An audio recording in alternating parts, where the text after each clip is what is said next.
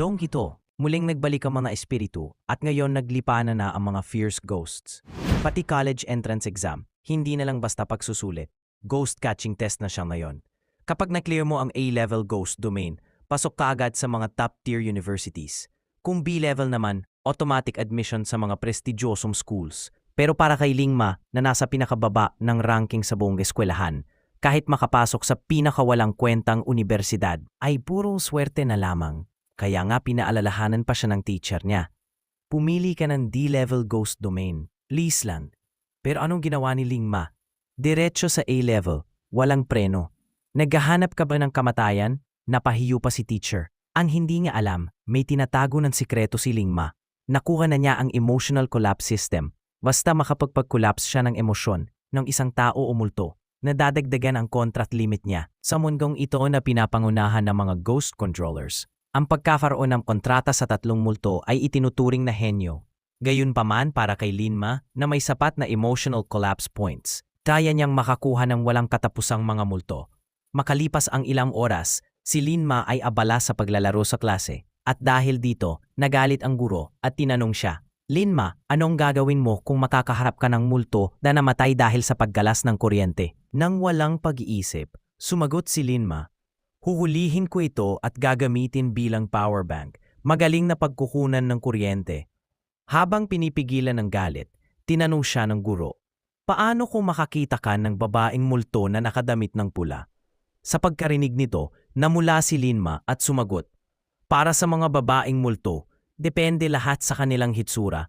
Kung maganda sila, syempre ibabalik po sila para uminit ang aking kama." Nagalit ang guro at agad na inutusan siyang tumayo sa sulok bilang parusa. Ngunit tila masaya si Lingma dahil matagumpay siyang nakapagpa-collapse ng emosyon ng guro. Ipinahayag ng sistema na matagumpay na italaga ang emotional management system at bilang gantimpala, natanggap niya ang beginner's gift package. Nakakuha siya ng ultimate skill na emotional collapse contract technique at nadagdagan ang kanyang limit sa kontrata ng 2 puntos. Ngayon, kailangan na lamang niyang makuha ang emotional collapse value ng isang multo sa 99% upang puwersahin ito na makipagkontrata. Kaya't sa pagpili ng A-level na larangan para sa college entrance exam, nagpasya siyang piliin ito. Pagbukas muli ng kanyang mga mata, natagpuan niya ang kanyang sarili sa isang natatatakot na ospital ng larangan ng multo.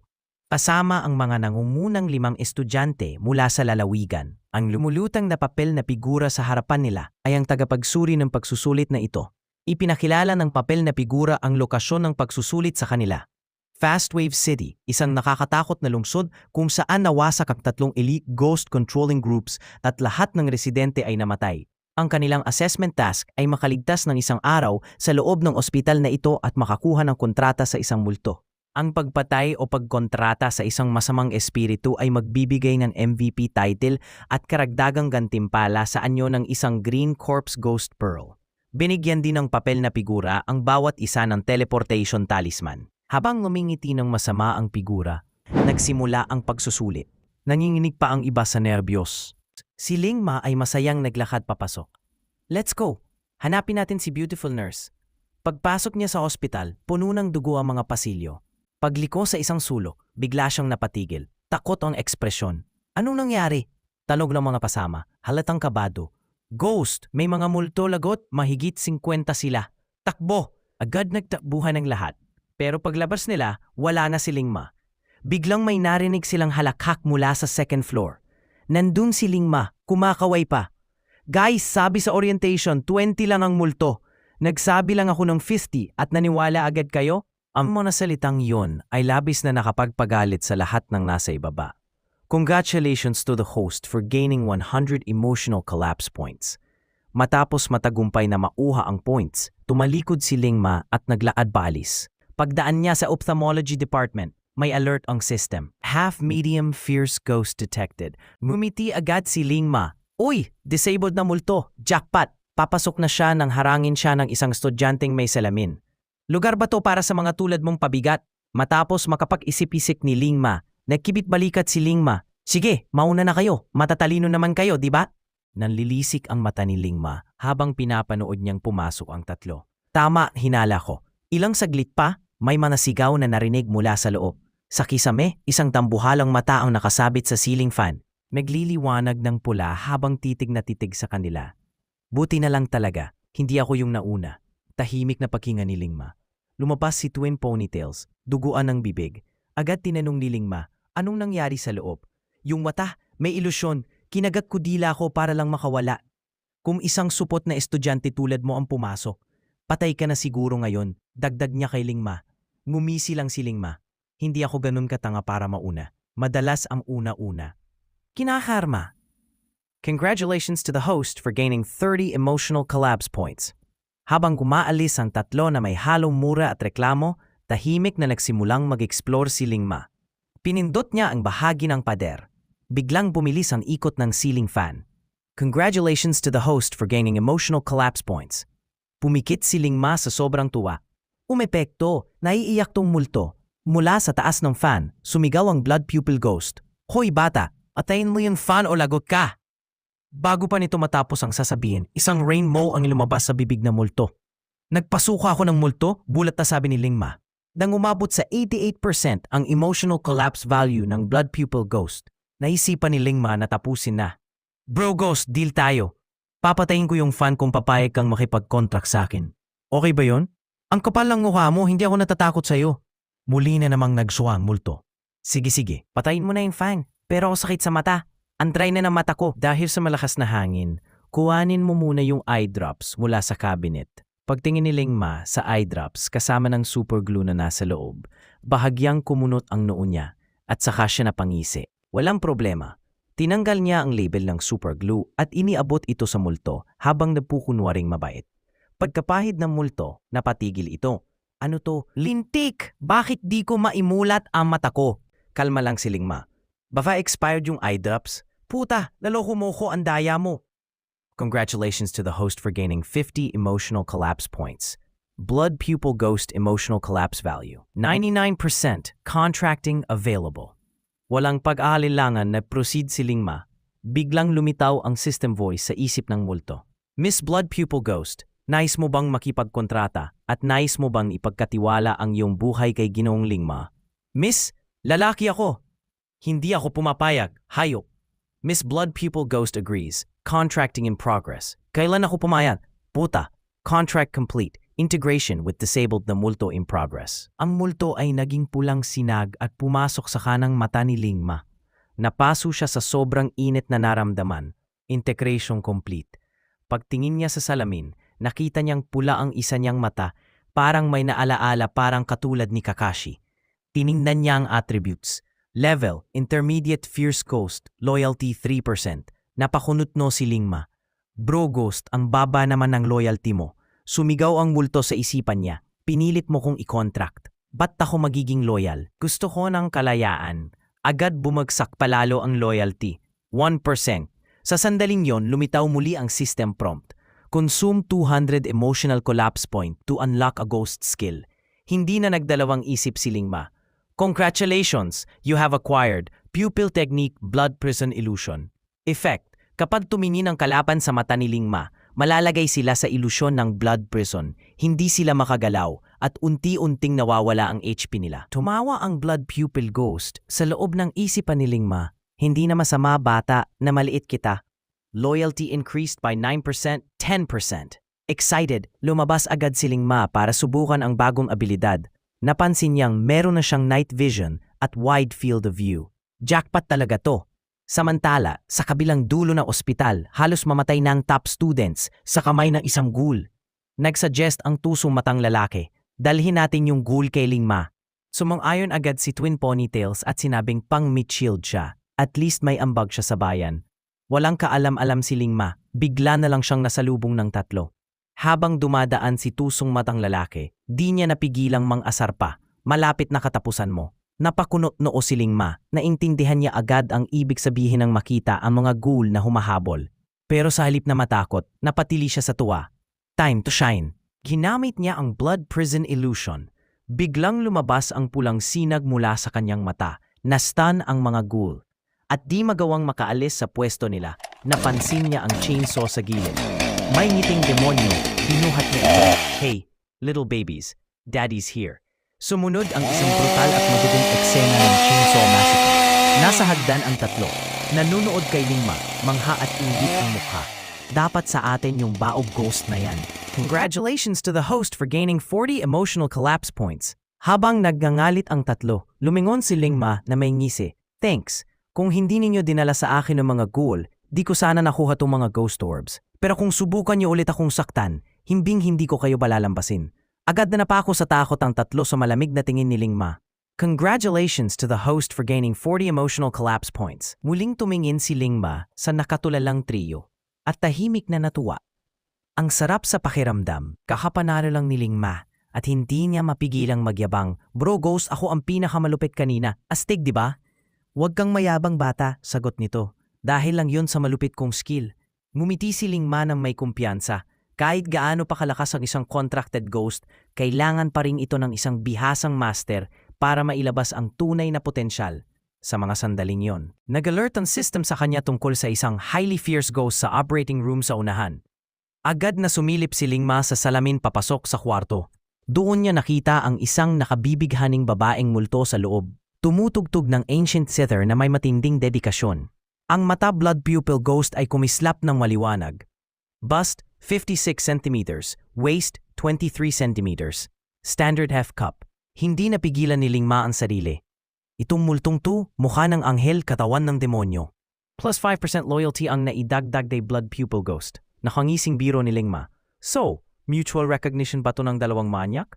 Pero bago pa siya makapagpatawa ulit, parang may napansin ng sensual na multo.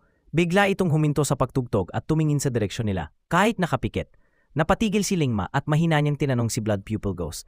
Itong malusog na multo, parang harmless naman? Malakas ba talaga yan? Sumagot si blood pupil ghost, halatang takot. Siyempre, kita mo yung zither na yan? May Sanskrit inscriptions yan? Posibleng lethal melody yan. Pag tinamaan ka, pwede kang natunaw. Nag-isip si Lingma ng sandali, tapos ngumisi.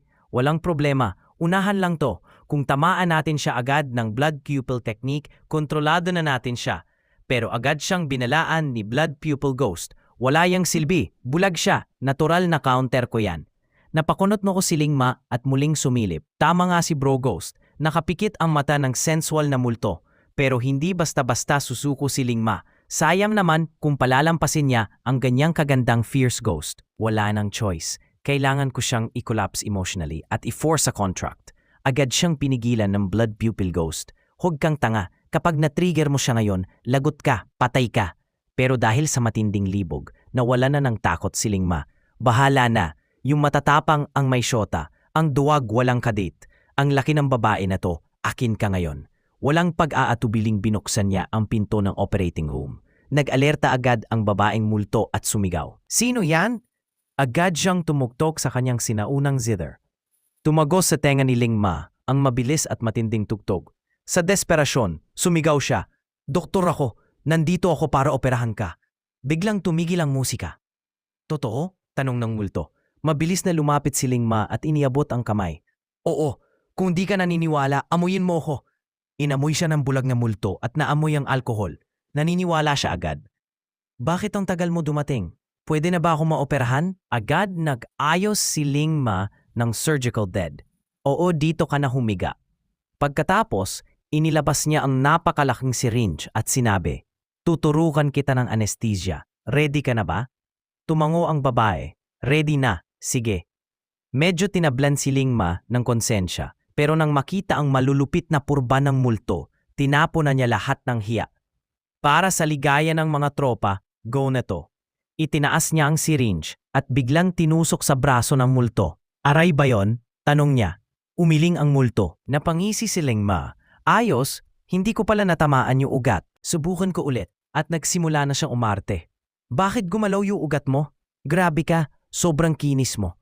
Ulit lang, professional ako. Parang makinang panahi ang galaw ng syringe. Hanggang sa napuno na ang multo at hinawakan ng kamay ni Lingma. Congratulations to the host for gaining 40 emotional collapse points. Detection shows malusog na multo emotional collapse has reached 50%. 49% more is needed for a forced contract. Kamot ulomsad ni Lingma. Pasensya na. Next time sigurado na. Nakitang eksenang yun ng mga kaklase sa labas ng pinto. Isang lalaking estudyante ang napabulong. Totoo bang nag-oopera siya ng multo? Baliw na yata to. Pero ang isang babaeng estudyante, nanlaki ang mga mata at tila naalala ang sinabi ng kanilang guro. Ang di pagkatakot sa multo ang susi. Ang harapin ang lagim ay hindi lang para makaligtas, kundi para makagawa rin ng kontrata. Nai-inspire sila sa kabaliwan ni Ling Ma, kaya nagdesisyon silang gayahin siya at maghanap ng multong pwede i-contract. Samantala, sa labas ng bintana, tahimik na nakamasid ang isang figura ang Paperman. May kislap ng paghanga sa kanyang mga mata. Ang ugali at taktika ni Ling Ma ay lalong nagpapalalim ng kanyang interes. Sa loob ng operating room, binitiwan ng malusog na multo ang kamay ni Ling Ma. Bro, tama na ang karayom. Baka butas-butas na kunyan. Simulan mo na yung surgery. Hawak ang chainsaw. Tanong ni Ling Ma. So anong klaseng operasyon to? Gender reassignment o breast reduction? Umiling ang malusog na multo. Di ko kailangan ng breast augmentation. Actually, may gigantomastia ako. Ang bigat na, nakakapagod na maglakad. Excited si Ling Ma, pinaandar ang chainsaw. Sayang naman yan, gaano karami ang gusto mong ipatanggal? Sagot ng multo, mga salahati. May pilyong ngiti si Ling Ma. So gusto mong putulin yung kaliwa o yung kanan? Napikon na ang multo. Sira ulo ka ba? May surgery bang isang side lang ang tinatanggal? Siyempre dapat pantay. Congratulations to the host for gaining 40 emotional collapse points. Umabot na sa 60% ang emotional collapse level. Nang makita ni Ling Ma na gumagana ang taktika niya, dahan-dahan niyang ginamit ang electric saw malapit sa tainga ng malusog na multo.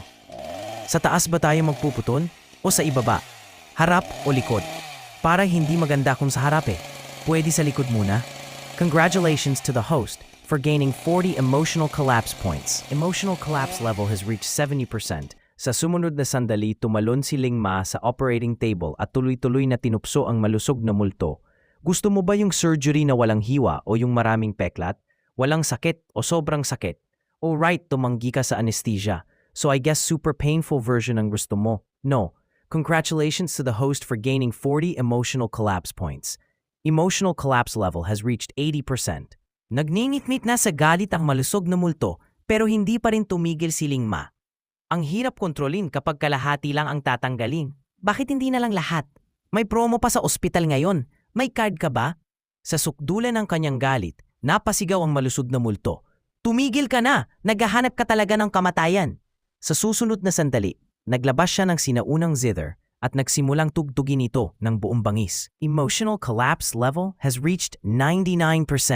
You can now choose to forcibly sign a contract. May pusong ngiti sa mukha ni Ling Ma habang sabi niya, Ate, kalma ka lang, hindi pa tayo tapos mag-usap. Pero sa puntong yon, tuluyan nang nawala ng katinuan ng malusog na multo. Wala na. Gusto ko na lang kitang patayin. Kalma lang ang sagot ni Ling Ma. Sorry ate, hindi kita mabibigyan ng satisfaction. Sa isang mabilis na galaw, itinuro niya ito at sumigaw. Sign! Bigla na lang may boses na tumunog sa isip ng malusog na multo. Miss Malusog na Multo, nais mo bang maging contracted ghost ni Ji Ling Ma? Igalang at alagaan siya sa hirap at inhawa, sa mayaman o mahirap, sa ligaya at bighati habang buhay. Pumapayag ka ba? Habang tumutugtog pa ng zither ang multo, sumigaw siya, Hindi! Wala akong balak! Hintayin mong paghiwa-hiwain kita! Sumagot ang boses, Miss Malusog na Multo, pumayag, contract signing in process. Ding! Contract successfully signed. Wait! Hindi pa ako pumapayag! Anong klaseng cursed clause to? Sa sumunod na sandali, naging usok ang katawan ng malusog na multo at unti-unting sumanib sa kaliwang braso ni Ling Ma. Tumingin siya sa braso kung saan may malinaw na markang hugis M, isang tanda ng buong kontrata. Nice, bulong niya. Parang fast food melang sa future, press the mark, someone agad. Punong-puno ng kumpiyansa si Ling Ma, 2 multo na ang sapilitan niyang nakontrata at may isang slot pa siya. Bigla na lang may umalingaw-ngaw na galit na sigaw sa kanyang isip. Hayop ka! Manyak ka! Pakawalan mo ako! Kinidnap mo lang ako! Tumawa lang si Ling Ma. Hindi ba nagrereklamo ka dati? Ang bigat daw kasi ng dibdib mo. Hirap kang maglakad. Ngayon fused na tayo. Di mo na kailangang maglakad. Tinutulungan lang kita. Sayang naman, kung babawasan mo pa yan. Ang daming nagpapapaya para lang makamit yan. Habang sinasabi ito, nahangiting pinagpag niya ang kamay niya. Nagngingit-ngit ang malusog na multo. Gusto mo bang ihampas ko sa iyo tong basketball na to? Napatingin si Blood Pupil Ghost sa umiindayog na basketball at napakuntong hininga. Lintik ka bata ka, hinahanap mo talaga kamatayan. Wala pa ring pakialam si Lingma at masayang binuksan ang attribute panel ng malusog na multo. Laking gulat niya nang makita na bilang isang advanced fierce ghost, may 20% loyalty agad ito. Napangisi siya. Aba, pwede rin palang magka-change of heart ang babaeng multo. Umaangay sa bibig pero yung katawan sumusunod. Mukhang may konting feelings na to sa akin ah. Baka akala niya makakatakas siya rito sa ghost hospital dahil sa akin. Nakita niya rin ang malaking 300 points sa panel. Lalong lumalim ang pagkaintindi niya na may iba't ibang level ang mga multo. Fierce ghost, malevolent spirit at evil spirit, wicked spirit at iba pa. Bawat antas ay nahahati pa sa beginner, intermediate at advanced stages. Sa fierce ghost at malevolent spirit stages, isang skill lamang ang maaaing i-activate. Kapag umabot sa evil spirit level pataas, posible nang mag-activate at mag-upgrade ng pamalawang skill. Ibig sabihin, pareho lang na isang skill ang pupwedeng gamitin ni na blood pupil ghost at ng malusog na multo sa nayon. Walang pag-atubili, pinili agad ni Lingma na i-activate ang pangunaing skill ng malusog na multo. Exchange successful, skill 1 acquired, the Sanskrit sound claims life. Sa susunod na sandali, binalo ni ng ghostly aura ang paligid. Isang sinaunang ancient zither ang biglang lumitaw sa kamay ng malusog na multo. Nang binasa ni Lingma ang skill description, kumislap ang mga mata niya sa tuwa. Grabe to, ang lakas ng skill na to. Kayang guluhin ang isipan ng kalaban gamit ang himig ng ancient zither, pati na rin ang group stun effect. At kapag below 5% na ang health ng kalaban, instant kill pa. Execution at crowd control in one. Diyos ang skill to. Mas malupit pa ito kaysa sa blood prison illusion. Oo, kaya ng blood prison na ma-immobilize ang target. Pero conscious pa rin sila at pwedeng i-command ang contracted ghost nila. Sa stun effect, ibang usapan, pati isipan malilito.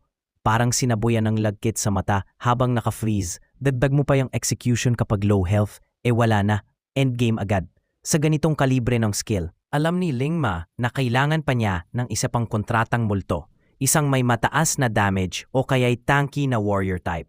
Sa di kalayuan, tuminog ang ospital. Attention all test participants, 1 hour na lang bago maghating gabi. Ang matitirhan at pagkain ng bawat kalahok ay depende sa bilang ng kontratang multo.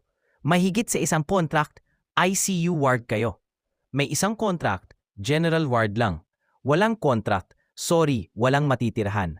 Pwedeng i-trade o i-donate ang accommodation rights.